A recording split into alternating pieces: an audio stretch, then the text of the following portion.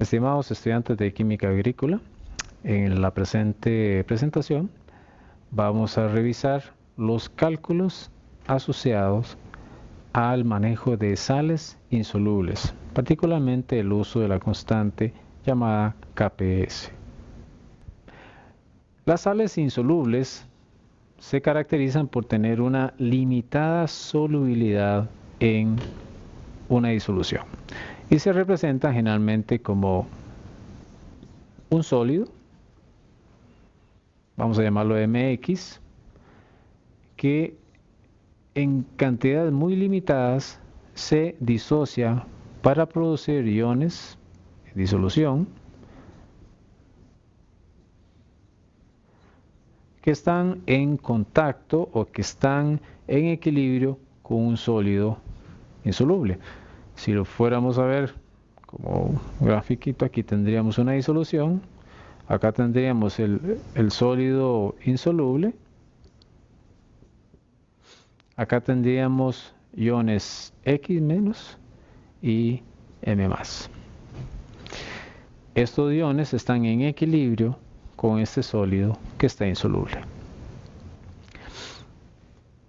En este sistema se reconocen básicamente tres criterios o tres conceptos. Uno es la solubilidad,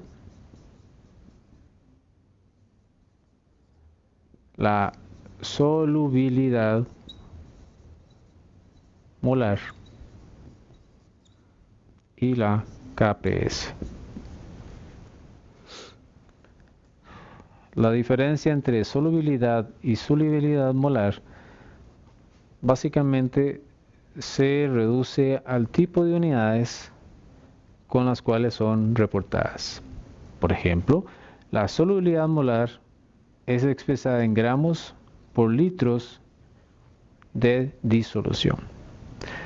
En tanto, la solubilidad molar es expresada en moles sobre litros.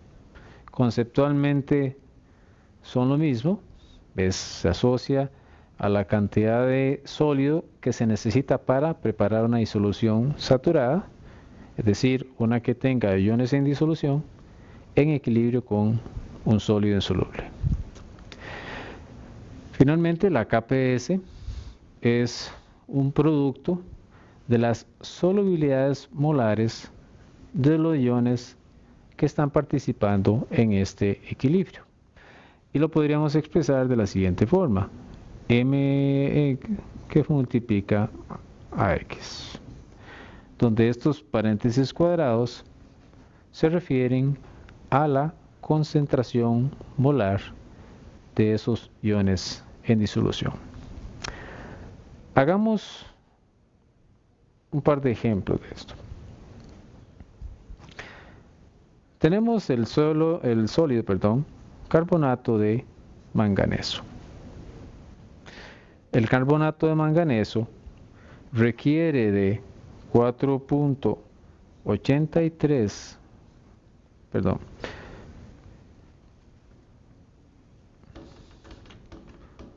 por 10 a la menos 4 gramos para saturar 1 litro de disolución. En otras palabras, la solubilidad del carbonato de manganeso es 4.83 por 10 a la menos 4 gramos sobre litro. Vamos a calcular la solubilidad molar del carbonato de manganeso. Como les decía anteriormente, la diferencia entre solubilidad y solubilidad molar esencialmente es la unidad con la cual se reporta. La solubilidad vemos que es gramos y la solubilidad es en mol. En otras palabras, para convertir de solubilidad a solubilidad molar necesitamos la masa molar de esta sustancia para convertirlo a los moles correspondientes. Utilizando valores en la tabla periódica, nos damos cuenta que la masa molar del carbonato de manganeso es de 115 gramos por mol. En consecuencia, la solubilidad molar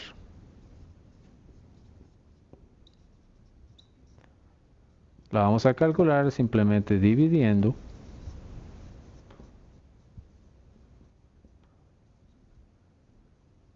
entre la masa molar, que serían 115 gramos sobre mol.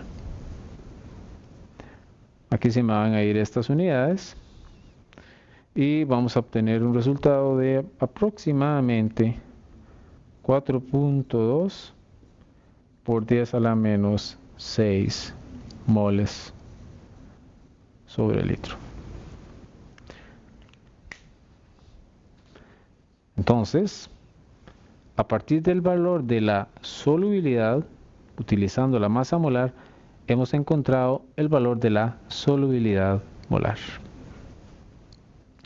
Ahora lo que nos quedaría es encontrar el valor de la KPS, la constante de producto de solubilidad, haciendo uso de las solubilidades molares. Vamos a colocar aquí la expresión de la solubilidad, perdón, de la disociación del carbonato de magnesio, perdón, de manganeso.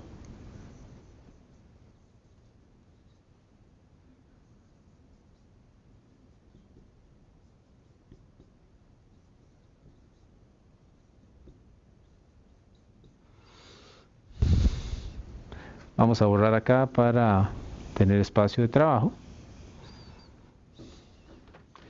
Podemos ver que la M más va a corresponder entonces a la concentración de manganeso y la del X menos corresponde a la del carbonato. En este caso, la cantidad que se produce de manganeso, ion manganeso, es igual a la concentración de carbonato. En consecuencia, la KPS sería igual a la concentración de ambos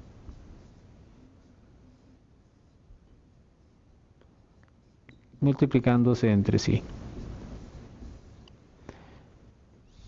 Concentración de manganeso, concentración de carbonato. A la hora de hacer este cálculo, pues obtenemos un resultado de más o menos 1.76 por 10 a la menos 11. Entonces, a partir de la solubilidad expresada en gramos por litro, calculamos la solubilidad molar y a partir de la solubilidad molar la metemos en la expresión de la constante del producto de solubilidad, la KPS, sustituyendo los valores correspondientes y hemos obtenido el valor de la KPS.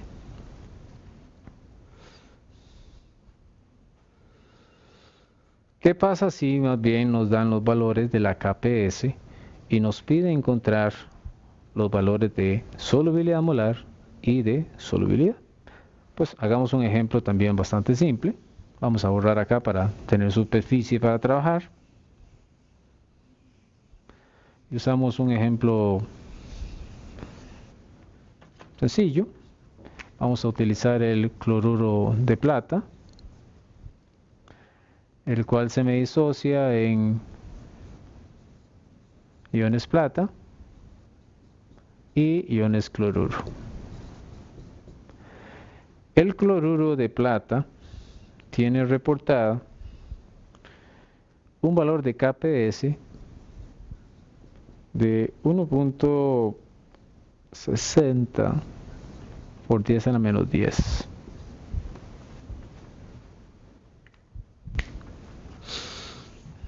A partir de este valor vamos a obtener la solubilidad molar y luego a partir de la solubilidad molar vamos a encontrar el valor de la solubilidad expresada en gramos sobre litro.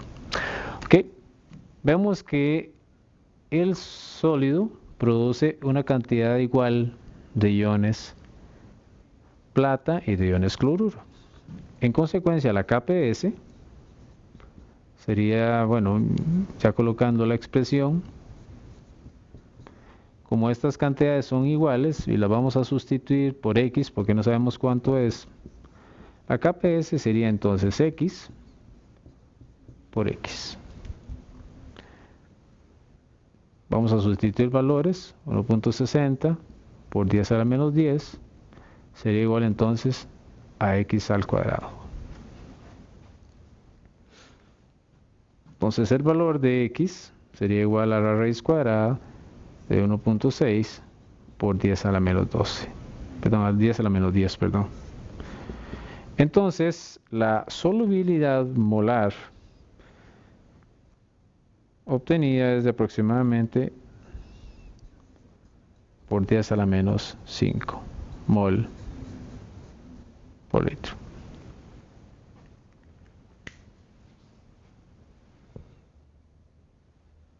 Entonces tenemos valor de la KPS, tenemos el valor de la solubilidad molar y ahora nos corresponde encontrar el valor de la solubilidad utilizando la masa molar del cloruro de plata que tiene reportada una masa de aproximadamente 143.5 gramos sobre mol.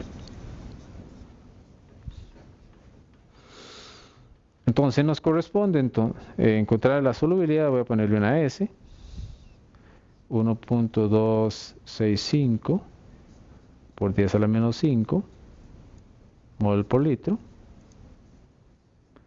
y lo vamos a multiplicar por la masa molar.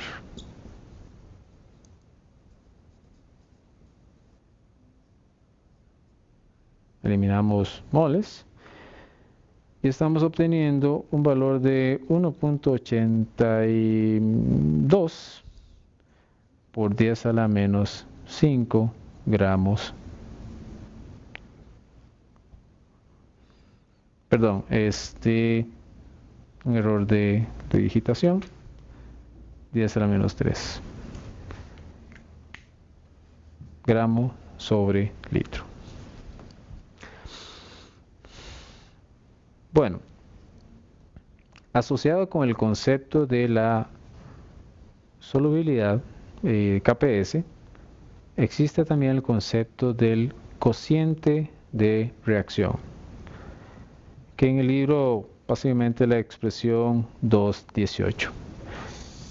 ¿En qué consiste o para qué es útil el cociente de reacción?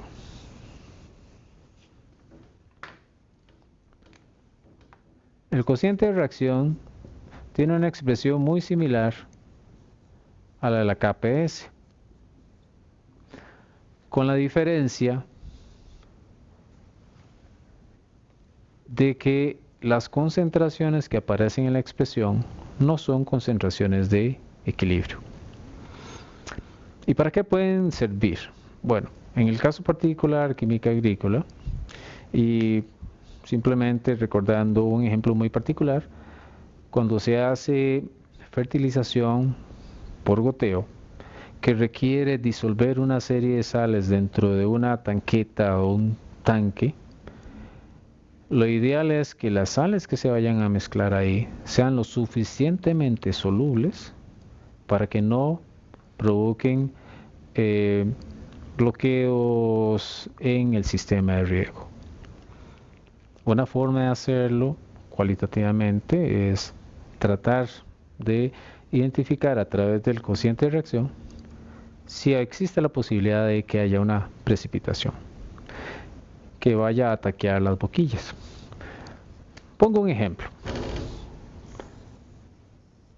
Supongamos que tenemos de nuevo un tanque de 400 litros en el cual se tiene una cantidad de ion calcio que se utilizó o se quiere utilizar para riego y digamos que la concentración es de 6.83 por 10 a la menos 3 mol por litro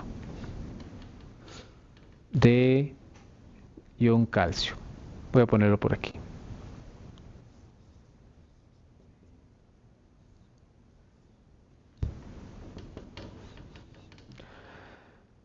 Antes de la aplicación yo quisiera aplicar adicionalmente al ion calcio un poquito de potasio.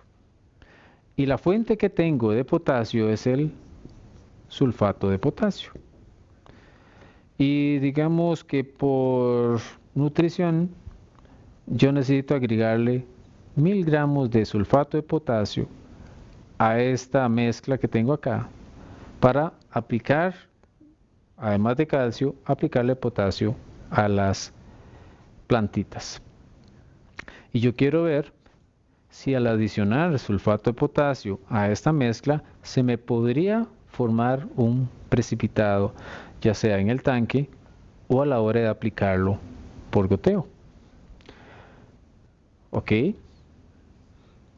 lo primero que vamos a necesitar para hacer eso es calcular cuántos moles de ion potasio, bueno, no tanto el ion potasio porque ese no me da problemas de precipitación, sino cuántos iones de sulfato podrían presentarse. Porque un posible producto es el sulfato de calcio, combinación del calcio con el sulfato que voy a agregar, que lo conocemos como yeso. Entonces veamos a ver si esta mezcla me podría generar algún tipo de precipitación.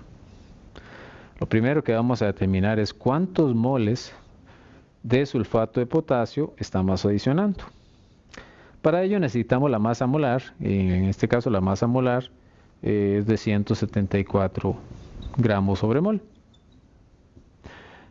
Entonces veamos cuánto sería los moles de sulfato de potasio. Entonces vamos a colocar 1000 gramos acá de KSO4. Vamos a convertirlos a mol. Un mol de esta sustancia pesa 174 gramos. A la hora de hacer los cálculos nos va a dar 5.75 moles de K2SO4.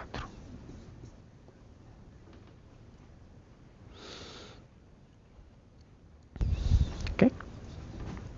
Vamos a acomodarlo aquí.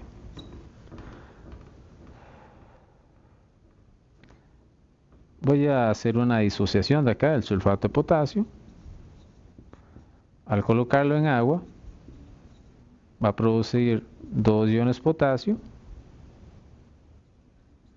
más un ion de sulfato. En otras palabras, los mismos moles de sulfato de potasio me van a producir cantidades, más bien, los moles de potasio me van a producir, de sulfato de potasio me van a producir una cantidad equivalente de iones sulfato.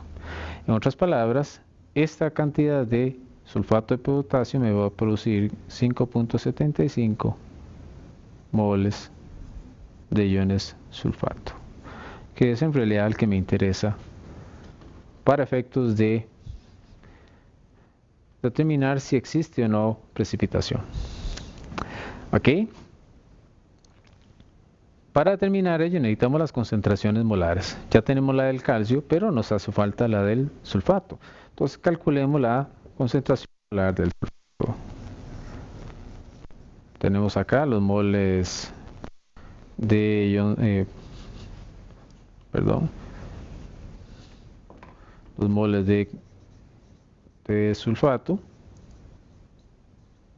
y lo vamos a dividir entre el volumen, que son 400 litros, para obtener la concentración molar. A la hora de calcularlo nos está dando 1.444 por 10 a la menos 2 mol por litro.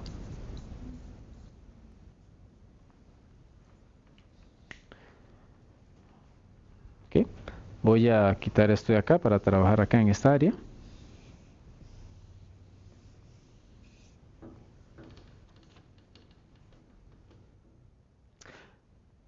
Ahora que tenemos la concentración de calcio y la concentración de iones sulfato, podemos obtener entonces el cociente de reacción, sustituyendo estos valores. Entonces la del calcio vamos a colocar lo que es 6.83 por 10 a la menos 3, y la del sulfato 1.44 por 10 a la menos 2.